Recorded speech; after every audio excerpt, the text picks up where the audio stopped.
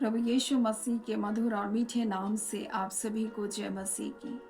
आज परमेश्वर के वचन में आप सभी का स्वागत है। परमेश्वर पिता आज अपने वचनों के द्वारा आप सभी को बहुत आय से आशीष को दे।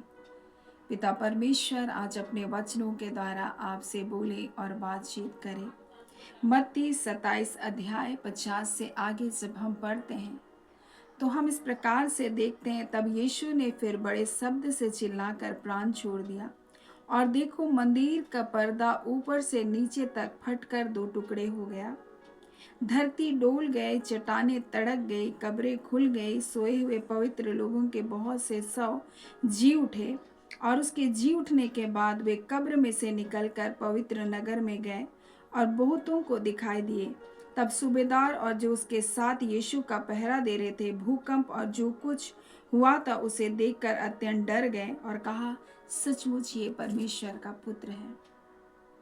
मेरे प्रियो, और यीशु मसीह ने उस क्रूस पर इस बात को प्रकट किया कि वही मार्ग है, वही सत्य है और वही जीवन है। और जिन्होंने इस बात को देखा उन्होंने विश्वास किया कि यीशु मसीह परमेश्वर का पुत्र है। और हर एक लोगों के लिए वहां ये बात को प्रमाणित किया गया कि यीशु मसीह ही मार्ग है, वो सत्य है, वो जीवन है। जब आप इस घटना को देखेंगे तो यहाँ इस प्रकार से लिखा है, जैसे यीशु ने चिल्ला करके प्राण दिया, वहां इस प्रकार से लिखा है, धरती डोल उठी, वहां भूकंप आया। लिखा है वहां प्रकृति बता रहा था, अंधेरा छा गया था और प्रकृति इस बात को बता रहा था कि वो सृष्टि करता है। वो बता रहा था कि वो हमारा सृजनहार परमेश्वर है, वो हमारा रचयिता परमेश्वर है। प्रकृति इस बात को प्रमाणित कर रहा है कि यही परमेश्वर का पुत्र है। और इसी बात को हमने पिछले दिनों में हमने देखा। यीशु मसीह ने कहा, मैं वही हूं जो आरंभ से तुमसे बातें करते आया हूं। वो सत्य है, इस बात को बता रहा था। वहां प्रकृति इस बात को प्रमाणित कर रहा था कि वो सृष्टि करता है, उनका सृष्टि करता है, परंतु मनुष्य अपने सृष्टिकर्ता को पहचान नहीं पाए मेरे प्रियो, क्योंकि उनका हृदय कठोर था। और इसलिए जब आप यशायाह उसके 25 अध्याय और उसके 7 को जब पढ़ेंगे तो इस प्रकार से लिखा है, जो पर्दा सब देशों के लोगों पर पड़ा है, जो घूंघट सब जातियों पर लटका हुआ था, उसे वह इसी पर्वत पर नष्ट करेगा। वह मृत्यु को सदा के लिए नाश करेगा। प्रभु यहोवा सबों के मुख के आंसू को पोंछ देगा। एक भविष्यवाणी यीशु मसीह के लिए थी कि वो किस प्रकार से हमारे लिए अपने प्राण को बलिदान को देगा मेरे प्रियो। और वहां पर पर्दा, मंदिर का पर्दा जो पवित्र स्थान और महापवित्र स्थान के बीच में था, वो पर्दा ऊपर से लेकर नीचे तक 2 भागों में फट गया मेरे प्रियो। और वो जो हमें और परमेश्वर से जो अलग कर रही थी, वो दीवार को, उस पर्दे को यीशु ने अपने मृत्यु के द्वारा नाश किया मेरे प्रिय। ये सबसे बड़ी वो घटना थी जो यहूदियों के लिए चिन्ह था कि मेरे प्रियो, यीशु मसीह ही मार्ग है हमारे लिए पिता के पास जाने का। और यीशु ने बारंबार उससे इस बात को बताया कि मेरे बगैर तुम पिता के पास नहीं जा सकते हो। परमेश्वर तो एक ही है और परमेश्वर और मनुष्य के बीच में एक ही बिछवाई है, यीशु मसीह, जिसने हमारे छुटकारे के लिए उसने अपना लहू को बहाया और उसी के लहू के द्वारा हमारा पिता से मेल मिलाप कराया मेरे प्रियो। और यीशु मसीह के क्रूस की एक घटना इस बात को बता रही थी कि यीशु मसीह ही वो सत्य है, वो मार्ग है। प्रकृति इस बात की गवाही को दे रहा है। वहां अंधेरा छाकर, भूकंप होकर, इस प्रकार से वहां पर लिखा है, धरती डोल गई, मेरे प्रियो, वहां लिखा है ऊपर से लेकर मंदिर का पर्दा ऊपर से लेकर नीचे तक 2 टुकड़े हो गया। उसने बताया कि यीशु ही मार्ग है। प्रकृति ने बताया कि वही सत्य है। और जब मृतक जी उठे, मेरे प्रियो, इस बात को बताया कि यीशु मसीह ही जीवन है, वही मार्ग है, वही सत्य है और वही जीवन है। इस बात को वहां क्रूस की वो घटनाएं बताई और इस बात को बताया कि यीशु मसीह ही परमेश्वर का पुत्र है। और जिन्होंने इन बातों को देखा उसकी गवाही दी। परंतु मेरे प्रियो, उसने अपने सृष्टिकर्ता को नहीं पहचाना। मनुष्य ने अपने सृजनहार परमेश्वर को नहीं पहचाना। और इसलिए परमेश्वर का वचन इस प्रकार से प्रकाशित वाक्य 1 उसके 7 में लिखा है, देखो वह बादलों के साथ आने वाला है। लिखा है, और हर एक आंख उसे देखेगी। जिन्होंने उसे बेधा था वे उसे देखेंगे और पृथ्वी के सारे कुल के लोग छाती पीटेंगे। हाँ और आमीन। हर एक कुल के लोग छाती पीटेंगे मेरे प्रियो, क्योंकि उन्होंने सुसमाचार के ऊपर विश्वास नहीं किया। उनके लोगों ने उसको स्वीकार नहीं किया। वो अपनों के घर में आया और अपनों ने उसको स्वीकार नहीं किया। उनके सामने भविष्यवक्ताओं की पुस्तकें थी, लेकिन उन्होंने उन भविष्यवक्ताओं की पुस्तकों के ऊपर मन नहीं लगाया। उनके आंखों के सामने हर भविष्यवाणी पूरी होती गई, परंतु उन्होंने ध्यान नहीं दिया।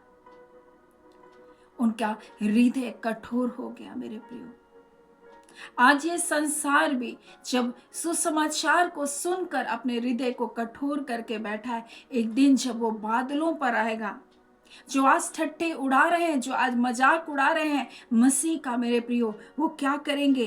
पृथ्वी के सारे कुल के लोग उसके कारण छाती पीटेंगे। हाँ और आमीन है इसके साथ।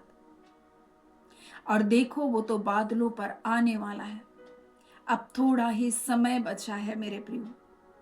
हम नहीं जानते किस घड़ी किस पल वो आएगा।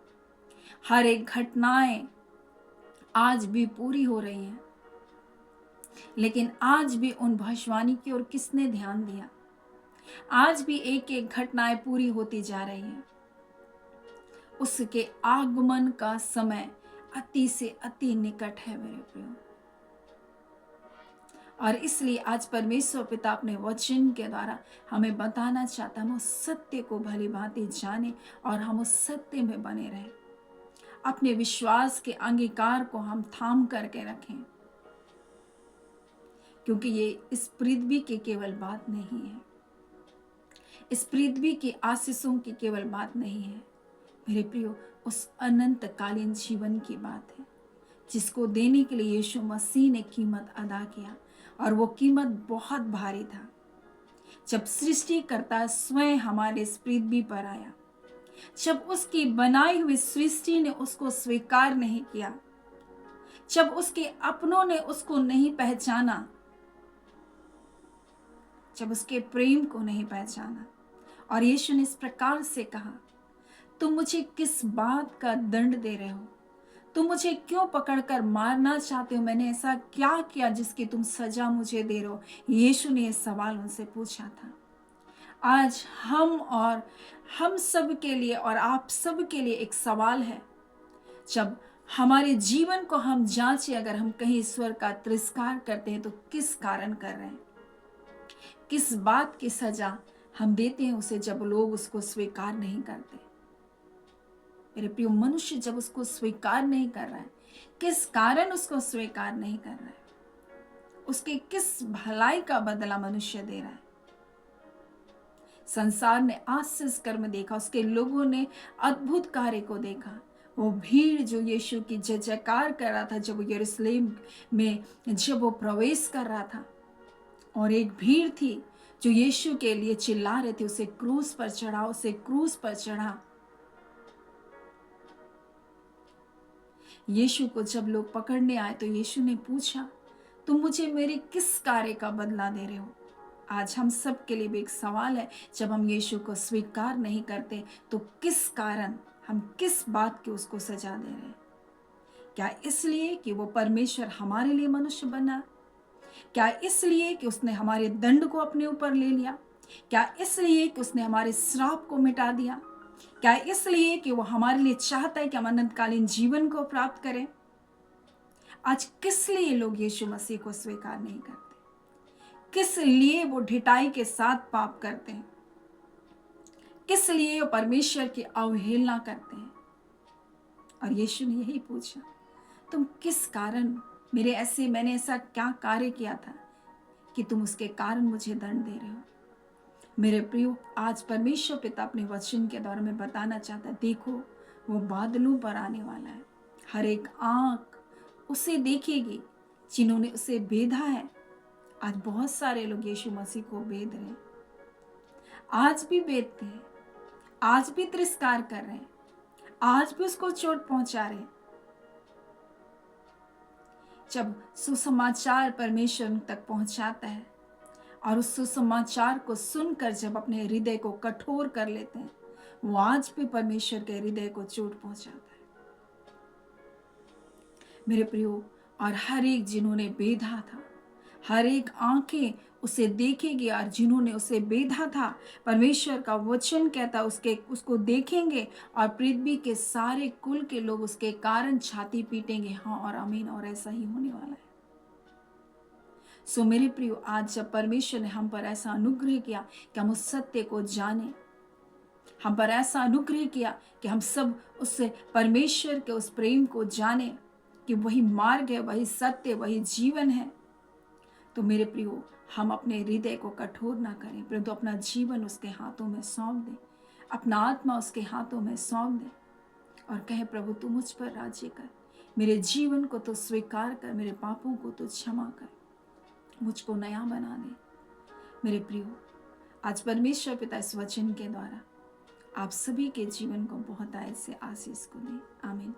आइए हम प्रार्थना करेंगे। धन्यवाद देते हैं जीवते सच्चे सामर्थी पिता, हम प्रभु यीशु के नाम से अब आपके पास आते हैं। यीशु मसीह, आपने क्रूस पर इस बात को प्रकट किया कि आप ही मार्ग हैं, आप ही सत्य हैं और आप ही जीवन है। हाँ प्रभु यीशु मसीह, आपके बगैर कोई पिता के पास नहीं जा सकता था। आप ही हैं जो मृत्युओं के पुनरुत्थान का कारण है। आप ही हैं जो सृष्टि करता है। आप सत्य हैं जिसने हमें रचा और बनाया, और ये सारा पृथ्वी इस बात को गवाही को दे रहा था कि वो सृष्टि करता था। परंतु उस समय जिन्होंने इस बात को देखा, उन्होंने जाना सचमुच ये परमेश्वर का पुत्र है।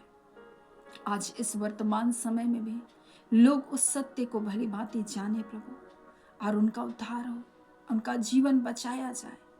और आप यही चाहते हैं मेरे पिता। खुदा नबा, जितने इस वचनों को सुन रहे हैं पिता, और आने वाले दिनों से प्रभु जी, पिछले दिनों से प्रभु जब हम इस विषय के बारे में सीख रहे हैं पिता, वो विश्वास में मजबूती के साथ खड़े रहे पिता। अनुग्रह कीजिए परमेश्वर पिता, और आपके धर्म मैदान हाथ से अपने लोगों को आप थामे रखें कि वो भटकने ना पाए, आपके प्रेम से दूर ना जाने पाए, परंतु आपके करीबी में वो जीवन को व्यतीत करें। उस शांति में, उस सुकून के स्थान में वो पाए जाए प्रभु, वो विश्रांति के स्थान में पाए जाए जहाँ यीशु मसीह आपने अपने लोगों के लिए संपूर्ण छुटकारा दे दिया। और प्रभु, आपकी उन भलाइयों का परमेश्वर वो आनंद ले सके जो आपने इसके लिए कीमत को अदा किया है। एक स्वस्थ जीवन का आनंद लेने पाए। हाँ पिता परमेश्वर, एक छुटकारे का जीवन का आनंद लेने पाए, उस शांति का आनंद लेने पाए प्रभु यीशु मसीह, जिसके लिए आपने ताड़ना कोसा। हम आपका धन्यवाद देते हैं और एक एक प्रिय जीवन के लोगों के जीवन के लिए हम ये प्रार्थना करते हैं पिता कि आपका शांति, आपका आनंद, आपका जय का आत्मा उनके ऊपर राज्य करे, और हर एक विपरीत परिस्थितियों से यीशु के नाम से वो छूट जाए इसी घड़ी। हर एक अंधकार की शक्तियों के बंधनों से आजाद हो जाए यीशु के नाम से इसी घड़ी। हर बीमारियां तुम छोड़ो, निकलो और जाओ, तुम्हारा कोई अधिकार नहीं मसीह की देह में। मैं तुम्हारे अधिकारों को यीशु के नाम से उखाड़ फेंकती हूँ। मैं तुम्हारे सारे कार्य को यीशु के नाम से इसी घड़ी उखाड़ फेंकती हूँ, और इसी घड़ी यीशु के नाम से आपके लोग आजाद कर दिए गए पिता, आपका धन्यवाद। आपका धन्यवाद कि आपने अपने लोगों को छुआ है, नया मन, नया हृदय दिया, अद्भुत शांति से आपने भर दिया। आपका धन्यवाद पिता, वो सुकून और विश्रांति के स्थान में पाए जाए। हर प्रकार के घबराहट से प्रभु जी वो बचाए जाए। प्रभु जी, घबराहट और डर का कोई कारण उनके पास ना आने पाए। प्रभु जी, हम आपका धन्यवाद करते मेरे पिता, आपकी स्तुति, बड़ाई और प्रशंसा करते और एक एक प्रिय व्यूवर्स को आपके हाथों में सौंपते और हमें उन्हें ब्लेस करते यीशु के नाम से। आपका कल्याण, आपकी कुशलता, आपका सुरक्षा का हाथ एक एक परिवार के ऊपर, एक एक लोगों के ऊपर निरंतर बना रहने पाए। हम आपका धन्यवाद करते, अपने प्रार्थना सुना। प्रार्थना हम यीशु के नाम से मांगते हैं। दया सुने, अनुग्रह से ग्रहण कर लीजिएगा। आमीन। परमेश्वर पिता आप सभी को बहुत ऐसे आशीष को दे। आमीन।